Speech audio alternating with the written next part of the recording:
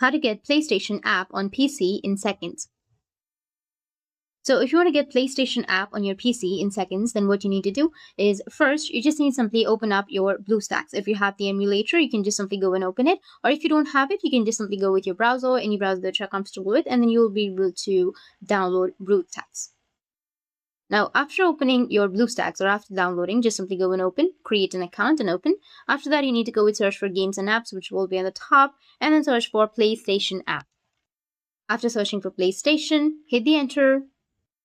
Just wait for a few seconds and then you'll find the application right here. You need to click on the application and then you will have installed from Google Play option. You need to click on it and it will take you to the app layer or your Google Play section.